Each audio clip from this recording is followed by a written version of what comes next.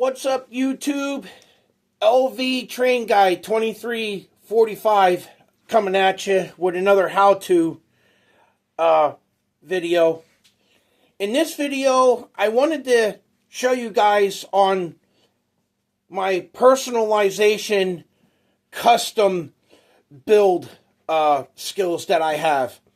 Now, as you can see, this is a little bit out of the ordinary, but my next passion, next to model railroading, happens to be NASCAR, and I've been into NASCAR since I'm just about the same age as been into model railroading at the age of 9.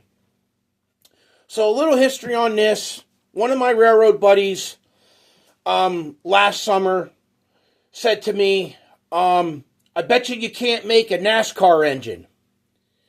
And I said, make a NASCAR engine? He said, yeah, and the train Ford. He goes, I bet you can't do it. And I got to thinking, and I put pen to paper a little bit, and I started to think of ways on how I can build a NASCAR engine from scratch. And this is what I came up with, and this is pretty much where my creativity for custom builds. I also am going to be posting a video. I did a custom build on a GP38-2. I actually put custom radiator fans in. Well, I should say different radiator fans, but they're see-through, which you guys will be seeing that video. But on to this video. I happened to be at the hobby shop one day locally, and I came across this PA1 unit. It didn't have a motor in it. It didn't have a DCC chip. It didn't have any sound in it.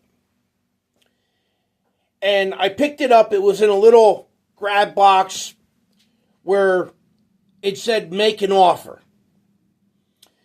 So I picked the engine up and I started to look at it and this and that and the other thing. And I said, I think this is going to be my platform for a NASCAR engine. So I offered $20 for the whole engine, and it was a dummy unit at the time. So I bought a motor for it. Actually, there's 2 motors in this PA unit. So I got the 2 motors for it.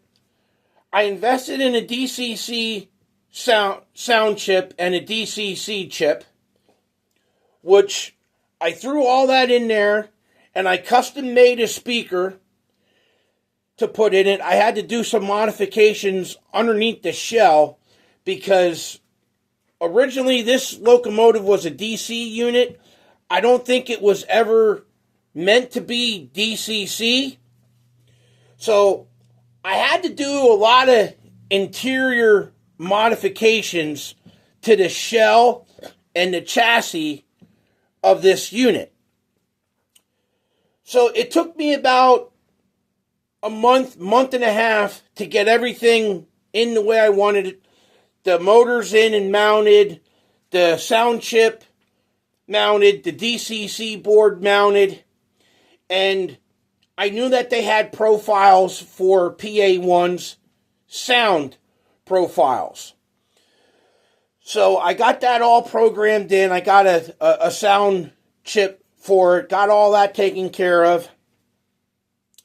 And I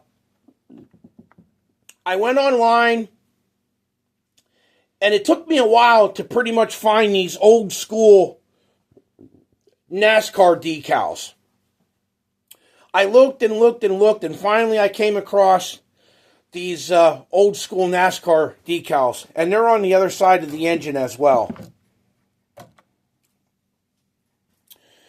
And I thought, what the heck? While I got the shell off, I might as well drill a hole, and I might as well put a beacon or a caution light on it. I figured, heck, NASCAR got pace cars that go around the track. I got to have an engine that has a caution light on it. So you can see the caution light on the top of the, right here. And I wired that into the board and everything. And with option number 5 on my remote, that light actually flashes yellow, like the pace cars would in the real deal. And I also put a bulb in the headlight as well. It didn't have one, so I put a bulb in that. And there you have it. I custom built a NASCAR locomotive that was originally a DC unit, converted it over to DCC, and all that stuff like that. And like I said, another challenge was to fabricate the speaker box and put the speaker in and all that stuff like that. But it runs pretty well, and it does a pretty good job. So this is the locomotive. I'm just going to move this off to the side. And here I have the actual Gen 6 cars that they used when they first came out with them. I think NASCAR is in their 3rd year of using the Gen 6 cars. And basically, I'll just kind of zoom in and show you guys. They are actual 1/64 scale cars.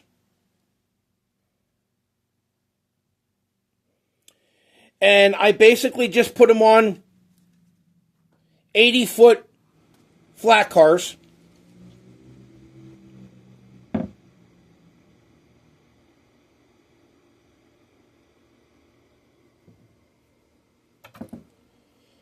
And I put little wooden blocks on each front and rear of the wheels. I hot glued these little wooden dowels on the on the backs of the wheels. So in case if I ever wanted to change different cars or put different cars on, I can, set them up in different ways on the car so they're not all just one thing. But I will say the cars are a little on the heavy side. I really couldn't find anything locally other than the 1/64 scale cars. I do know that Walmart does sell the smaller versions of the NASCARs, but unfortunately, I couldn't find them at the time when I was building the train. So I do have a total of 6 cars that I built like this. But I only pull about 3 of them. And I am in the process of looking for another PA1 unit that I can actually pull pretty much all the cars, or possibly 3 PA1 units like that. But it's a work in progress. But for now, I just pull around my layout during NASCAR season. About 2 to 3 cars max. But I will say, when my buddy came over one day, and I said to him, "You remember when you said, can you build a NASCAR train?" And he said, "Yeah." And I actually pulled this out of my yard, and he went, "Wow." He goes, that's pretty cool that you actually did a NASCAR train." He goes, what'd you do? Just take a look. And I told him what I did, that I took a plain locomotive that was basically a dummy, and I, did everything to it. And he said, "That's really cool." And I said, "Yeah." I said, "It was all about, planning it first, and I had to think everything up on how I wanted to do things. But my railroad buddy thought that this was pretty cool that I did a NASCAR train.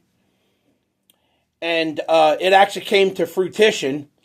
So this is a little bit of my experiences with custom work.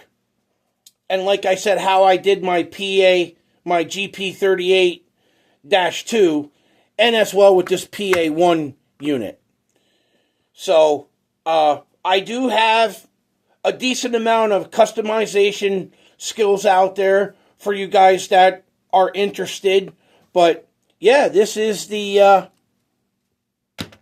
engine and the cars that I made, that I custom made from scratch and basically put them on flat cars. So, yeah, LV Train Guy 2345 coming with you with another video. And keep it model railroading out there, guys.